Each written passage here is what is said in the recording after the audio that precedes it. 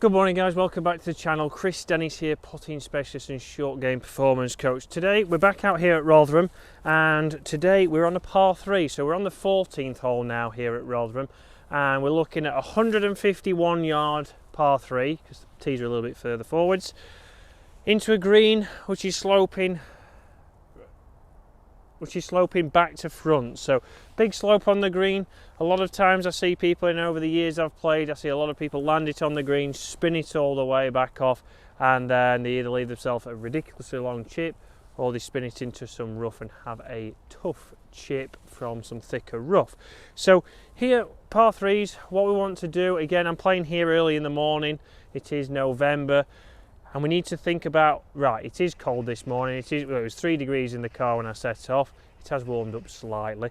But I need to think about how far my club is travelling. So 151 yards normally for me would probably be a controlled 8 iron. It'd be a very full 9 iron. And at this time in the morning, I do not have that energy.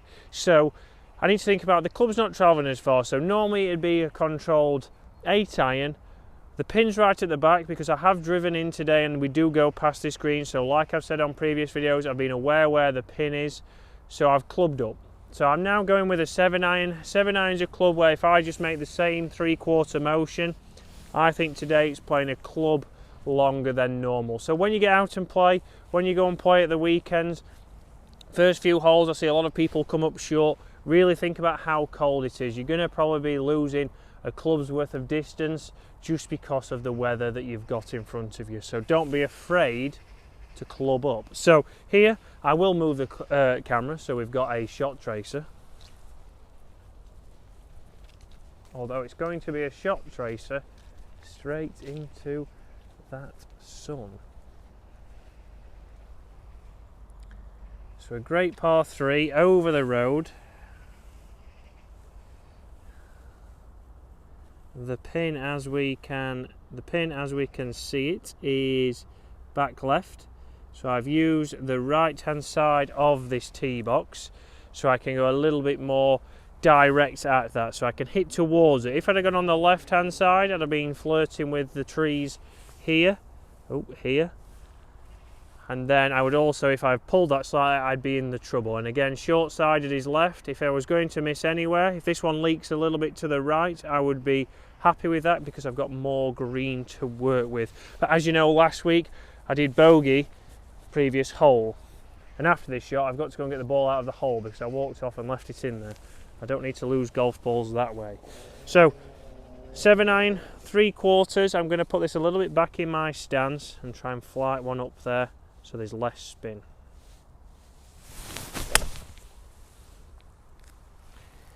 I struck that pretty well. Good. Landed on the green, and there for me, because I've tried to flight it in a little bit lower, it will skip up and then stop. If I try to play a fuller shot, so if I did play that 8 iron, which I see a lot on this hole, it lands, comes in towering, especially when the greens are wet in winter, and then it rips back and we leave ourselves a 40-foot putt. And people think, oh, well, that's not too bad. But on average, of a tour average, anything over 30 feet, they are more likely to 3-putt than they are 2-putt. So really give yourself the chance of trying to get it as close as possible. Try and control the spin, maybe, by flighting it down.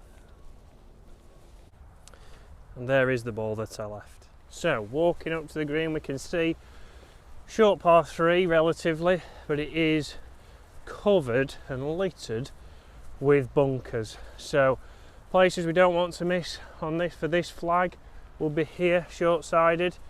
You can see that my 7 iron is bang in the middle of the green, but pitched there. So I will just repair that shortly.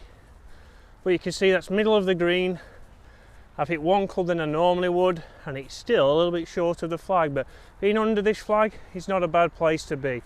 You see, if we go a little bit long, we're chipping downhill, we don't know how it's going to run out, and it could be a very tricky putt, or up and down. So let's give this a go. Still taking your time to use the right side of the tee box, the correct one that's going to give you the easiest chance, and then think about where the trouble is. If we are on this right hand side, we're going to have more chance of getting up and down than the dreaded short side chip shot. So here, full reed, a big swinging putt. Not only is it front to back or back to front even, but there's also a lot of right to left here on this putt. So I'm going to give this 3.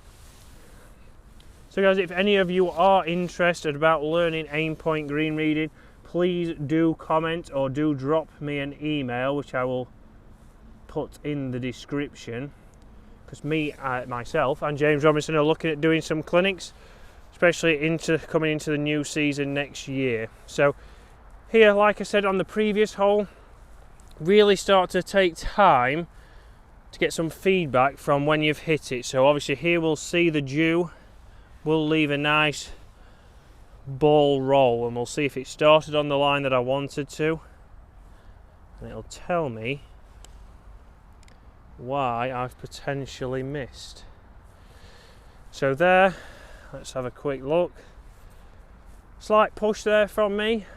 It started right of my target, therefore it hasn't broke as much, and I've also hit it a little firm. But you see there, I was going to try and tap that in, and that's what I see a lot of amateurs do. They don't give these kind of putts the respect. So here I'm going to take my time. I'm going to line it up just as I did with the previous one. Do my practice swings as normal. And then come in and hit the putt. So there, I've taken my time, I've lined that up. In the end, it was I was fighting for a par, but nice and easy. I can give myself feedback. The thing I do normally as a rule, my tendency with the putter is to push putts. I've pushed that one, I've started a little bit right, so now going on to the next hole, I know I need to work a little bit more on letting that putter head release. So guys, a par 3 there, a little bit different how to play that. Think about the weather. Is that affecting how far your clubs are going at the moment, especially in the winter? Even in the summer, if you play very early in the morning, it can affect how far your clubs are going. And then take your time with your process.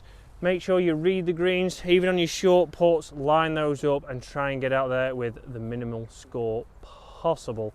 And from there, you're hopefully going to reduce your handicap. So guys, thanks for watching. I will see you later on in the week.